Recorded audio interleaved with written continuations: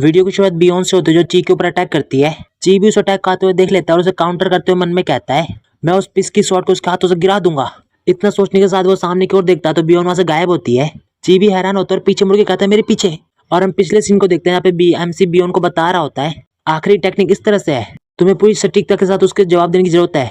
तो बियॉन कहते हैं ये सच में जवाब देने का एक अलग तरीका है। और कहती है और आगे क्या होगा। तो MC कहते हैं अगली तुम इस बोरी बैंक्वेट से घर से बाहर निकलना। और इस फ्लैशबैक के खत्म होते ही हम बियॉन को देखते हैं जिसके स्वॉर्ड ची के गर्दन पे होती है। और ची से देख के बिल्कुल हैरान होता है और उसके स्वॉर्ड को देखते हुए मन में कहता है ये कैसी बकवास है। और हम बियॉन के हाथों को देखते हैं जिसके हाथ कांप रहे होते हैं और मन में कहती है क्या ये कैसे हो गया, मैंने वैसा ही किया जैसे सेक्रेटरी वुड ने मुझे करने को कहा था। और जैसा उसने कहा था उसने अपनी गर्दन मेरी स्वॉर्ड के पास रख दी मानो उस पर किसी चीज ने काबू किया हो। और इसी के साथ हम किसी को ताली बजाते हुए देखते हैं जो पैट्रियाज होता है। शाबाश तुम दोनों का शुक्रिया, मैंने इस बैंक्वेट का सचमुच आनंद उठाया। और हम ची के फादर को देखते हैं जो मन में कहता है फैमिली हेड। हालांकि ये कोई ऑफिशियल डुअल नहीं था, हम जेगल फैमिली हार गए हैं। तभी देखते हैं फैमिली हेड खड़ा होता है और हाथ जोड़ के कहता है मैं अब माफी चाहता हूँ, बाकी सब लोग अच्छा वक्त बिताओ। इतना कहते वो जाने लगता है तो उसका बेटा कहता है फैमिली हेड। इतना कहते वो भी उसके पीछे जाने लगता है तो एक आदमी कहता है वो ऐसे क्यों है। तो दूसरा कहता है कि आप शॉर्ट डांस से परेशान है। तो ची का फादर उनको जवाब नहीं देता और कहता है मैं भी अब जा रहा हूँ। और तभी हम बियॉन को देखते जो अपनी स्वॉर्ड वापस रख लेती है और ची को देखते जो अभी भी सदमे में बैठा होता है और कुछ कह नहीं रहा होता। तभी बियॉन कहती है डांस के लिए शुक्रिया और वहां जाने लगती है। तभी वो अपने सामने MC को देखते जो खड़ा हो जाता है। MC मुस्कुराते हुए हाथ दिखा रहा होता है बाहर जाने के लिए। और बियॉन मन में कहते हैं उसने मुझसे कहा कि वो इस बोरिंग बैंक्वेट से बाहर निकलने में मेरी मदद कर सकते हैं और उसने ऐसा ही किया। इतना सोचते हुए वो हंस रही होती है कितना मिस्टेस आदमी है। इतना कहती हुए MC के पास जाने लगती है। तभी डॉग ग्रैंग भी खड़ा होता हुआ MC से कहता है मेरे मास्टर आप उस परेशान करने वाले आदमी को मेरे पास छोड़ सकते हैं। तो MC कहता है मैं ऐसा कर सकता हूँ लेकिन मैं ऐसा नहीं करूंगा। और सीरियस होते हुए कहता है मैं ऐसे आदमी को मेरे ब्रदर पर बुरी नजर डालते हुए नहीं देख सकता। इसे सुनकर डॉग ग्रैंग भी हैरान होता है और MC कहता है इसका मतलब ये नहीं है कि मैंने मिस नामगुम के लिए भी ऐसा नहीं किया। तभी बियॉन कहते हैं सेक्रेटरी हम चले। तो MC कहते हैं हाँ बिल्कुल। इतना कहते वो तीनों वहां से जाने लगते हैं। इसके बाद सीन शिफ्ट होता है अगले दिन बिल्कुल सुबह सुबह MC के जा रहा होता है। MC मन में कहता है पैदल चलना और गार्डन इतना ढंग से बनाए हुए हैं कि इन्हें देखना सुकून मिलता है, लेकिन मुझे ट्रेनिंग के लिए एक अच्छी जगह नहीं मिली। मेडिटेशन अभी इफेक्टिव नहीं है इसलिए मुझे ट्रेनिंग की जगह ढूंढनी होगी। और कहता है कितनी अफसोस की बात है। तो उसके पीछे कोई आते हुए कहता है तुम्हें किस बात पर अफसोस हो रहा है। MC पीछे मुड़ के देखता है और हैरान होते मन में कहता है ये आदमी। और हम पैट्रियस को देखते जो हंसते हुए कहता है क्या तुम्हें रात को अच्छी नींद आई। तो MC उसे ग्रीट करते हुए कहते हैं हाँ मुझे अच्छी नींद आई शुक्रिया। तभी पैट्रियस कहता है फैमिली हेड के रूप में मैं अपने इमेच्योर बेटे के रूप से माफी मांगता हूँ, उसने तुम्हें बहुत नाराज किया होगा, मैं उसे बाद में सबक सिखा दूंगा इसलिए प्लीज आप उसके बारे में ज्यादा बुरा मत सोचिए। तो MC कहता है नहीं मैं ही हूँ वो जो बैंक्वेट में हंगामा कर रहा था, तो मैं माफी चाहता हूँ। तो पैट्रियस कहता है ये ठीक है ये सिर्फ एंटरटेनमेंट था। लेकिन तभी सीरियस होते हुए कहता है लेकिन क्या आपने कभी जेगल फैमिली की स्वॉर्डमैनशिप देखी है।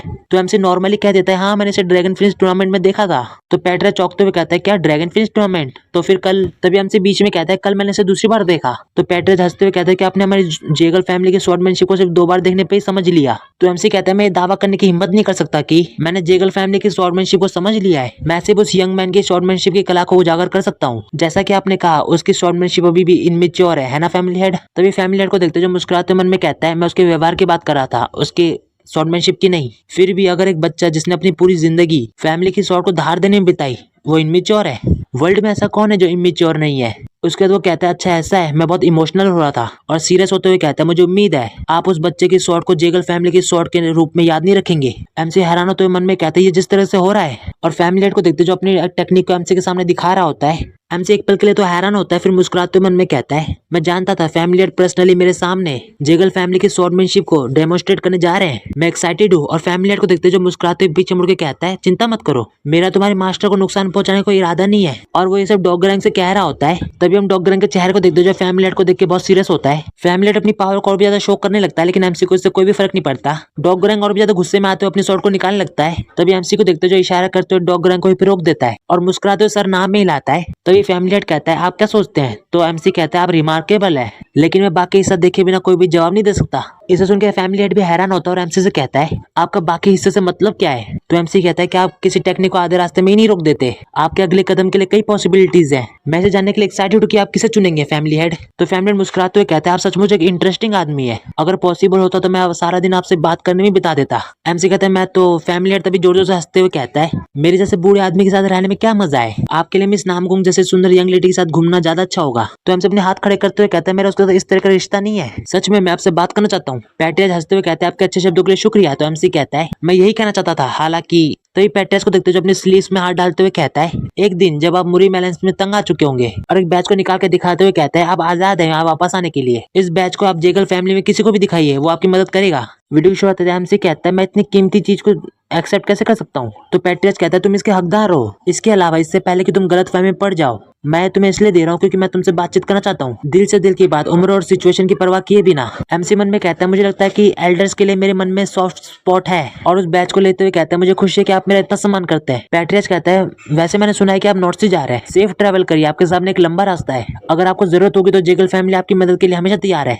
एमसी से सुनकर शुक्रिया कहता है तो फैमिली जाते हुए कहता है, तो अगली बार मिलते हैं। और वो डॉग रंग के सामने से जाने लगता है तो डॉग रंग से बस चुपचाप देख रहा होता है। और फैमिली मन में कहता है, मैं उसके इनसाइड से बहुत इंप्रेस्ड हूँ, लेकिन मैं इससे भी ज्यादा हैरान इस बात पर हुआ कि वो किस तरह मेरे स्वॉर्ड क्यू के सामने बिना डरे खड़ा रहा। सिर्फ नॉलेज से ऐसा करना पॉसिबल नहीं है। वो आदमी वो पहले से ही मेरी पहुंच से दूर एक दुनिया को देख रहा है। मैं सोच रहा था कि स्वॉर्ड सेन का सक्सेसर किस तरह का इंसान है, लेकिन अब मैं साफ तौर से स्वॉर्ड सेन और अपने बीच बहुत बड़ा अंतर महसूस कर सकता हूँ। मुझे लगा कि आखिर में मैं उसके बराबर आ ही गया, लेकिन आखिर में क्या मैं बस इतना ही हूँ। और जाते हुए कहता है, हो जियांगो का पानी सच में गहरा है। उसका सीन शिफ्ट होता है, हमसे और डॉगरंग गेट के पास पहुंच गए होते हैं और हमसे मुस्कुराते हुए कहता है, बहुत दिन से मुलाकात नहीं हुई। तो जिहो कहता है, माफ करना मैं इन दोनों बहुत बिजी था, कि आपको हमारी ट्रीटमेंट अच्छी लगी। तो हमसे कहते हैं, हाँ बिल्कुल सच में, मुझे ऐसा लगता है कि मेरे साथ बहुत अच्छा व्यवहार किया गया है। तो जिहो मुस्कुराते हुए कहता है, आपके प्रेस के लिए शुक्रिया, खैर हम जल्दी जाने वाले हैं, तो क्या आप हमारे साथ आ रहे हैं। तो एमसी कहता है, प्लीज आप पहले आगे बढ़िए, मुझे कुछ काम है। जिहो जाने लगता है तो एमसी को पीछे से कोई बुलाता है और पीछे मुड़ के देखता है तो वो बियोन होती है। बियोन एमसी से कहते हैं, क्या आप अभी निकल रहे हैं। तो एमसी कहते हैं, हाँ आखिरकार मैं एक बिजनेस ट्रिप पर हूँ। इसे सुनकर बियोन मुंह लटकाते हुए कहते हैं, अच्छा तो ऐसा है, तुम्हारा बहुत बहुत शुक्रिया, अगर तुम ना होते तो मेरे लिए हालात और भी ज्यादा मुश्किल हो जाते। एमसी कहता है, ऐसा लगता है जैसे तुम अपनी मुश्किलों पर काबू पाने में कामयाब हो गई हो। तो बियोन हंसते हुए कहते हैं, मैं डिटेल पे नहीं जा सकती, लेकिन मुझे उम्मीद से ज्यादा हासिल हुआ। तो एमसी भी मुस्कुराते हुए कहते हैं, मुझे सुनकर बहुत खुशी हुई। तो ये बियोन अपने कपड़ों में से कुछ निकालने लगती है और देखते कि उसके हाथ में उसकी फैमिली का बैज होता है, जो एमसी को देते हुए कहती है, तुम्हारे बिना मुझे जेगल फैमिली की मदद नहीं मिल पाती, हालांकि मैं अभी आपका कर्ज नहीं चुका सकती, इसलिए बाद में नामगोंग फैमिली से मिलना। तो एमसी कहते हैं, नहीं, जो तुमने हासिल किया वो तुम्हारे एफर्ट से किया, मैं ऐसे कीमती गिफ्ट का हकदार नहीं हूँ। तो बियोन कहते, तुम बहुत हम्बल हो, एक मार्शल फैमिली की बेटी होने के नाते मैं जानती हूँ कैसे लोग कैसे सोचते हैं। तुम ही वो इंसान थे जिसने मेरे प्रति लोगों की धारणाओं को बदल दिया, स्कॉलर वून। और मन में कहती है, तो बस एक शॉर्ट डांस था, लेकिन स्कॉलर वून ने इसके जरिए से जेगल फैमिली की स्वॉर्डमैनशिप को समझ लिया। और वो एमसी जोश में कहते हैं, नामगोंग फैमिली कभी एहसान नहीं भूलेगी, इसे मेरे फैमिली में किसी को भी दिखाओ और वो तुम्हारे साथ रिस्पेक्टफुली बिहेव करेगा, तो प्लीज किसी दिन हमसे मिलने आना। इसे सुनकर एमसी कहता है, ठीक है, अगर मेरे पास समय हो तो। नहीं, मैं यहाँ समय निकाल के आऊंगा। इसे सुनकर बियोन खुश हो जाती है और खुशी खुशी में एमसी का हाथ पकड़ते हुए कहते हैं, तो फिर एक वादा है। उसे अपना हाथ पकड़ते हुए देखकर एमसी भी शर्माने लगता है। तभी बियोन उस बैच को एमसी के हाथ में दे देती है और एमसी और भी ज्यादा शर्माने लगता है। और पीछे जिहो को देखते हैं जो कहता है, सेक्रेटरी वून, अब हमें यहाँ से निकलना होगा। उसके थोड़ी देर बाद हम देखते हैं एमसी कहता है, तो फिर हम जल्दी मिलते हैं मिस नामगोंग। तो वो भी कहते हैं, तो फिर हम जल्दी मिलेंगे। उसके बाद एमसी उस कैरेज के अंदर जाके बैठ जाता है और डॉगरंग भी उस घोड़े वाले के पास जाके बैठ जाता है। उसके बाद कैरेज वहां से जाने लगती है तो एमसी बियोन को बाय कर रहा होता है और बियोन भी एमसी को बाय कर रही होती है। उसके बाद हम एमसी को देखते हैं जो शांत होते मन में कहता है, मुझे जिंदगी का सबसे बड़ा झटका तब लगा जब उसने अचानक से मेरा हाथ पकड़ लिया। वैसे भी अजीब लगता है, हालांकि वो दोनों नामगोंग फैमिली से है, लेकिन एक ने मुझे जान से मारने की धमकी दी है जबकि दूसरे ने मुझे कुछ कीमती दिया है। इतना सोचते सोचते वो दोनों बैजों को देखने लगता है। इसे देखकर जिहो भी हैरान होता है कि उसके पास दो फैमिली के बैज है। एमसी परेशान होते हुए मन में कहता है, क्या मुझे इतनी कीमती चीज अपने लटकाने वाले बैग में रखनी चाहिए? मैं एक इन्विटेशन लेटर चाहूंगा। रुको, क्या इसका मतलब ये है कि अगर मैं बिना किसी टोकन के दिखाऊं वो बिना कुछ सोचे मुझे बाहर निकाल देंगे? एमसी सोच रहा होता है कि जिहो की शक्ल देखते हैं जो इन बैजों को देख ही रहा होता है और मन में कहता है, लानत है, मुझे पता था कि फैमिली हेड को सेक्रेटरी वून पे इंटरेस्ट है, लेकिन मुझे विश्वास नहीं हो रहा कि फैमिली हेड ने उसे जे टोकन दिया। क्या इसका मतलब ये है कि मुझे उसके साथ फैमिली हेड जैसे ही सम्मान से पेश आना होगा? नॉर्थ से अभी भी बहुत दूर है, क्या मुझे पूरे रास्ते उसकी सेवा वफादारी से करनी होगी? ओ, मैं रोना चाहता हूँ। और एमसी को देखते जो उसी की ओर देख रहा होता है और उससे कहता है, क्या तुम मुझसे कुछ कहना चाहते हो? तो जियो डरते हुए कहता है, अरे नहीं, अब जब हम नॉर्थ सी सचमुच जा रहे हैं मुझे थोड़ी घबराहट हो रही है। हो। उसका जियो शांत होते हुए बाहर की तरफ देखते हुए मन में कहता है, फक माय लाइफ। उसका सीन शिफ्ट होता है उसी पंखे वाले आदमी पे जिसका मुझे नाम नहीं पता और वो कहता है, तो क्या ग्रीन फॉरेस्ट बैंडिट प्लानिंग के मुताबिक आगे बढ़ रहे हैं? तो उसका आदमी कांपते हुए कहता है, हाँ योर मैजेस्टी। उसके बाद वो आदमी पंखा खोलते हुए कहता है, चाहे वो ग्रीन फॉरेस्ट के बैंडिट हो या यंगताजी रिवर के पायरेट्स, उनमें से किसी पर भी भरोसा नहीं किया जा सकता। जरा देखिए पिछली बार क्या हुआ था, तुम क्या सोचते हो? इतना कहते हुए उस आदमी को घूर रहा होता है तो दूसरा आदमी कांपने लगता है और मन में कहता है, मुझे उसकी गति में नहीं बहना चाहिए। अपनी बात कहने वाले आखिरी इंसान का गुरूर होने के कारण हाथ काट दिया गया। इतना सोचते हुए जमीन पे बैठते हुए कहता है, मेरे जैसे छोटे इंसान की राय आपकी सोच के काबिल नहीं है। तो वो पंखे वाला कहता है, कैसा है? उसके बाद वो पास ही में से फ्रूट उठाता है और कहता है, हमने जिन बैंडिट गिरोह को मोबिलाइज किया उनका नाम क्या है? तो वो कांपते कहता है 7 बीस्ट और नॉर्थ टाइगर और कोलोसल ब्लेड। तो पंखे वाला कहता है तुम कितने लोग हो? तो वो आदमी डरते हुए कहते हैं लगभग 300।